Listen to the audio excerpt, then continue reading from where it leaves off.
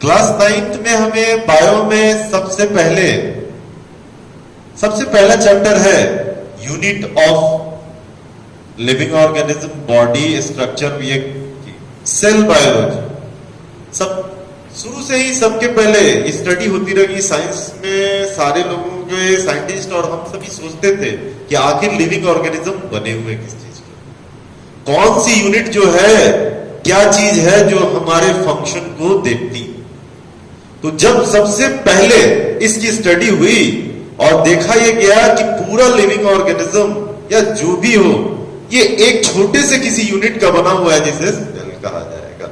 Chapter में हमें सबसे पहला वर्ड मिलता है सेल। सेल के बारे में डेफिनेशन है कि it is defined as a structural and functional unit of life. Structural यानी हमारे शरीर की संरचना, बनावट की एक इकाई सेल है, और जो भी फंक्शन होता है उसकी भी इकाई सेल है। कुछ खास बातें जो सेल से जुड़ी हुई हैं वो हम यहां देखते हैं कि cell was first of all discovered by Robert Hooke साहब ने अपना सबसे पहला माइक्रोस्कोप बनाया, और उस माइक्रोस्कोप से उन्होंने तमाम स्टडी की है जिसको अपनी एक किताब में लिखा है, और उस किताब का नाम है माइक्रोग्राफिया। यही वो रिकॉर्ड है जिसमें उन्होंने पहली बार सेल का जिक्र किया था। उन्होंने एक बार वो अपने माइक्रोस्कोप में उन्होंने एक बार प्लांट के बार्क में की एक टिश्यू कॉर्क को लिया, उसे काटते गए और स्लाइस निकाला, अल्ट्रा थिन, एकदम पतला जितना की हो सकता था। उस स्लाइस को निकाल करके जब उन्होंने अपने माइक्रोस्कोप में देखा तो उन्हें उसमें मधुमक्खी के छत्ते के समान कमरे दिखाई पड़े, Honey comb like structure, Honey comb like structure दिखाई पड़े। अब ये स्ट्रक्चर क्यों थे, कैसे थे, ये उन्हें पता नहीं, बस उन्होंने हनी कॉम्ब लाइक स्ट्रक्चर देखा। और ग्रीक में कमरे के लिए, रूम लाइक स्ट्रक्चर के लिए वर्ड उन्होंने यूज किया सेल्यूली। बाद में जाकर के यही सेल्यूली सेल बना, बाद में जाकर के यही सेल्यूली सेल बना, और फिर फर्दर स्टडी होती चली गई। सेल जो इन्होंने देखा था एक्चुअली ये लिविंग सेल नहीं था, ये एक डेड सेल था। तो पहला लिविंग सेल जो देखा गया वह देखा गया था फर्स्ट लिविंग सेल। जो फर्स्ट लिविंग सेल देखा गया था वो देखा गया था एंटोनियो वैन लीeuwenhoek। लीeuwen होएक लिखा जाता है लेकिन हम हुक पढ़ते हैं। तो first living cell was discovered by Antonio van लीeuwenhoek। ये क्लॉथ मर्चेंट थे, कपड़े का व्यापारी, लेकिन शौकिया साइंस के बारे में स्टडी करते थे। इन्होंने अपना एक माइक्रोस्कोप बनाया और जिसमें sperm cells, blood cells, bacteria आदि कई सेल्स को देखा, और पहला लिविंग सेल देखने का श्रेय इन्हें ही जाता है, एंटोनियो वैन लीeuwenhoek। इसके बाद फर्दर कई स्टडी होती चली गई और भी कई चीजें स्टडी हुई है। आज के समय में कुछ बातें हमें जाननी चाहिए कि सबसे लार्जेस्ट सेल कौन सा होता है। एक जो है ना, एक पूरा का पूरा एक सेल होता है। अगर इस हिसाब से सोचा जाए तो शुतुरमुर्ग का अंडा जो कि सबसे बड़ा एक है, वही दुनिया में पाया जाने वाला सबसे बड़ा सेल है। इसलिए लार्जेस्ट सेल ऑस्ट्रिच एग को कहते हैं। एक सेल लार्जेस्ट तो है, लेकिन क्या वो सबसे लंबा है? नहीं। सबसे लंबा नर्व सेल होता है। हमारे दिमाग से लेकर के हमारे पैर के नीचे तक एक सेल लंबा पहुंचा हुआ है, ये नर्व सेल है। अगर हाथी के केस में सोचा जाए, जिराफ के केस में सोचा जाए तो उसके भी दिमाग से लेके उसके पैर तक पहुंचने वाला ये अकेला सेल है, इसीलिए दुनिया का सबसे लंबा सेल होता है नर्व सेल। अब ये तो लंबा और सबसे बड़े सेल की बात हो गई। सबसे छोटा सेल, स्मॉलेस्ट सेल कहा गया है PPLO. PPLO pleuro pneumonia like organism. Pleuro pneumonia like organism यह एक प्रकार का माइकोप्लाज्मा होता है। माइकोप्लाज्मा जो कि मोनेरम्स होते हैं, ये मोनेरा ग्रुप के लिविंग ऑर्गेनिज्म होते हैं। तो स्मॉलेस्ट सेल हो गया पीपीएलओ। इसके अलावा बाद में कई सारे और भी स्टडी हुई। सेल के अंदर में न्यूक्लियस पता चला, और न्यूक्लियस को सबसे पहले बताया था रॉबर्ट ब्राउन ने।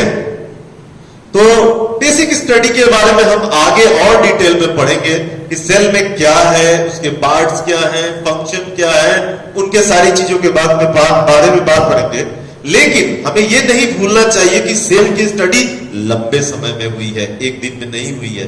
ये होने के बाद 50-100 साल लग गए लोगों को अलग अलग जगहों पे पढ़ना। कुछ लोग सिर्फ प्लांट के बारे में पढ़ रहे थे, कुछ लोग सिर्फ एनिमल के बारे में पढ़ रहे थे। तो एनिमल के बारे में बायो में स्टडी करने वाले साइंटिस्ट जूलॉजिस्ट कहलाते हैं, प्लांट के बारे में स्टडी करने वाले बोटेनिस्ट कहलाते हैं। ऐसे ही एक फेमस बोटेनिस्ट और एक फेमस जूलॉजिस्ट जिनका नाम था स्लीडन एंड स्वान, इन दोनों ने मिलकर अपनी स्टडी को एक जगह कलेक्ट किया और सेल के बारे में बताया, जो बाद में सेल थ्योरी कहलाया। सेल थ्योरी में कुछ कमियां थी, उसमें रुडोल्फ विर्को नाम के साइंटिस्ट ने उसमें सुधार करके कुछ चीज ऐड किया। तो बाद में हम कहते हैं कि cell theory was discovered by Schleiden, Schwann and Rudolf Virchow. तो नेक्स्ट टॉपिक हम देखेंगे सेल थ्योरी। बच्चों, हमने देखा पिछले अभी कि सेल के बारे में कि सेल डिस्कवर कैसे हुआ।